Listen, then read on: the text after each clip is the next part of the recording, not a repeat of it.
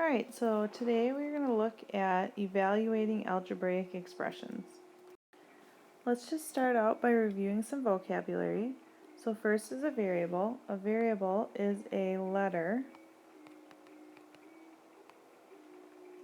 that represents a value that can change or vary, hence the word variable. The coefficient is the number that is multiplied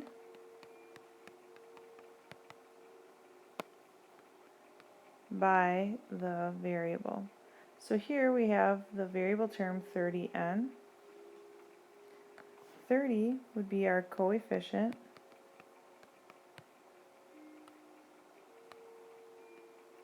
and n would be our variable.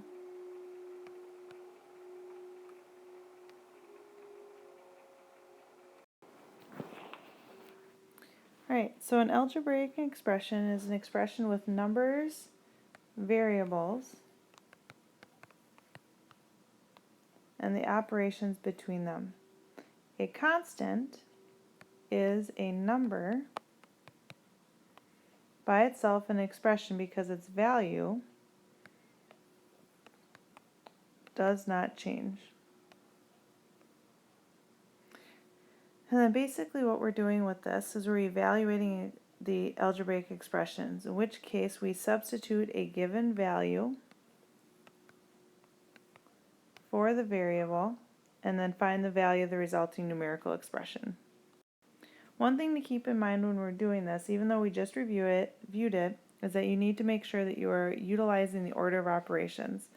So parentheses, but really any grouping symbols.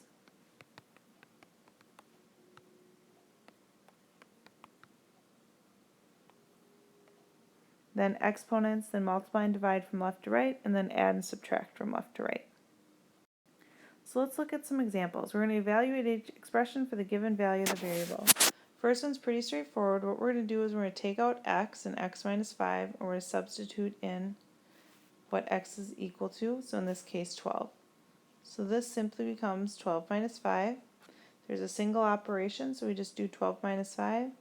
So when we evaluate it, it equals 7.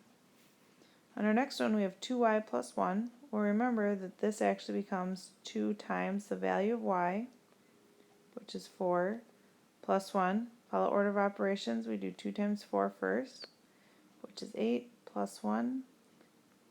So our final answer is 9. Now the thing about expressions is that because there are variables in it, the quantity or the answer can vary depending on what we pick as our value for a variable. So here we're evaluating the expression for the given values of the variable.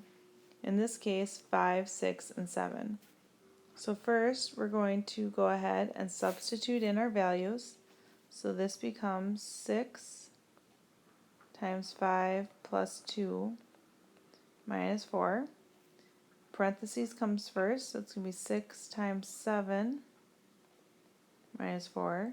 Then we multiply, which would be 42 minus 4, and then we're actually going to subtract, so we end up with an answer of 38.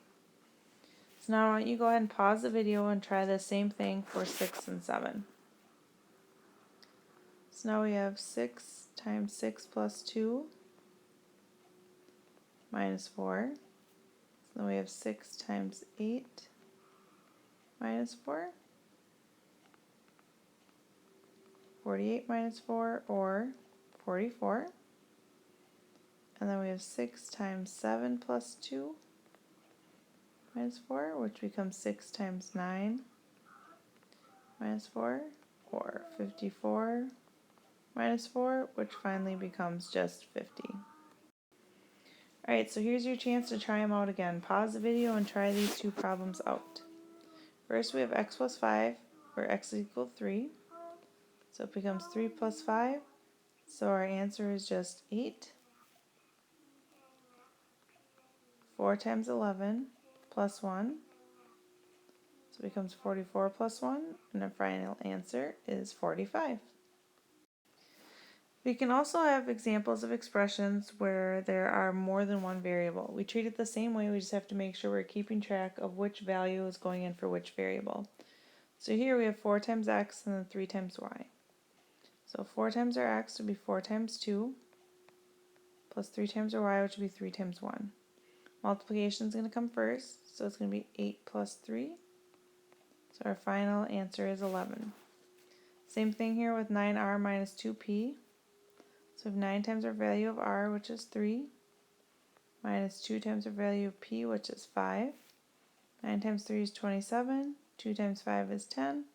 So our final answer is 17.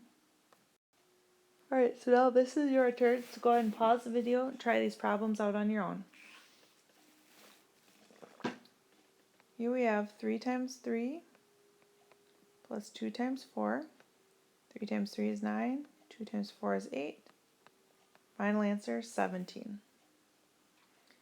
Here we have 8 times 2 minus 3 times 2.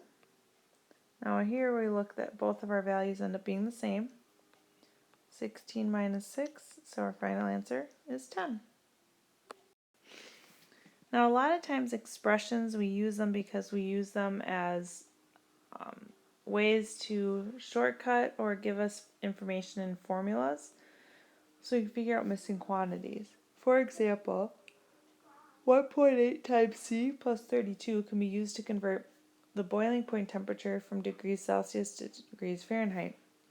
So if the boiling point of water at sea level is 100 degrees Celsius, we can take 1.8 times 100 plus 32 to figure out the temperature in degrees Fahrenheit.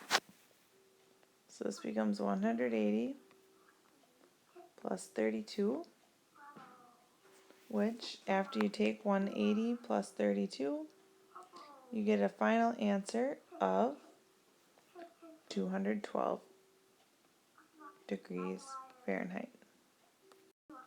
Alright, so now it's your turn. Go ahead and pause the video and try this problem out.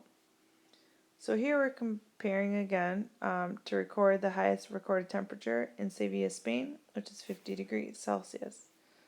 So I'm going to do 1 times 8 times 50 plus 32. So I'm going to do 1.8 times 50. I get 90 plus 32, which gives us 122.